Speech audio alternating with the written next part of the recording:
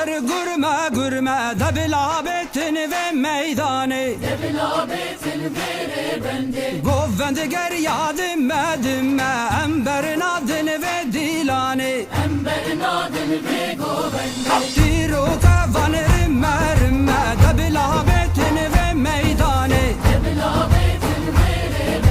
Lirroja ava şerri germe Emberin adını Bugün siz Bursa'yı Ahmet'e çevirdiniz. Siz Bursa'yı Van'a çevirdiniz. Siz Bursa'yı İstanbul'a çevirdiniz.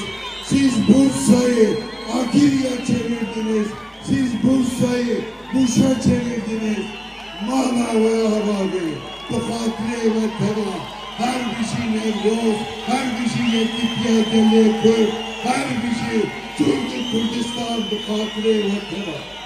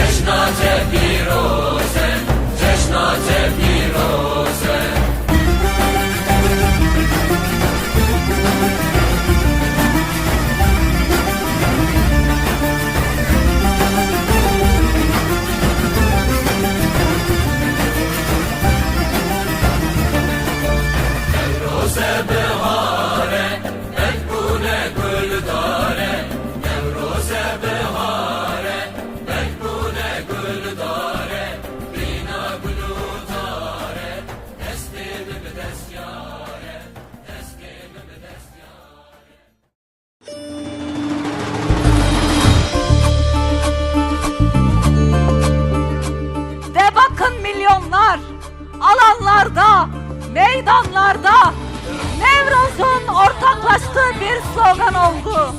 O da Sayın Abdullah Öcalan'a özgürlük sloganıdır.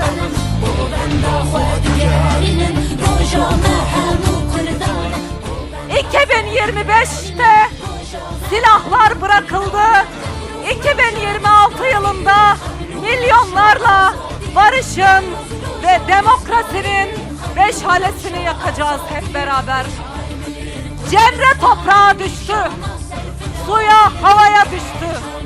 Bugün de bizler Nevroz Meydanı'ndan barış cemresini bu topraklara hep beraber armağan edeceğiz.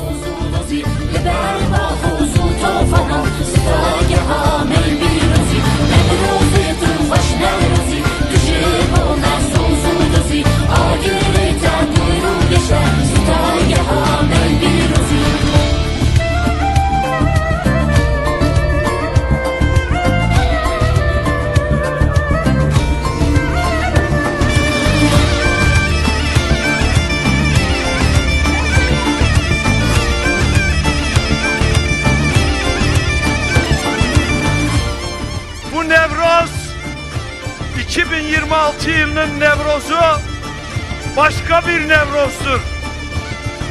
Bu Nevroz isyandan inşaya geçişin Nevroz'udur. Bu Nevroz kurucu bir Nevroz'dur. Bu Nevroz yeni bir dönemin Nevroz'udur.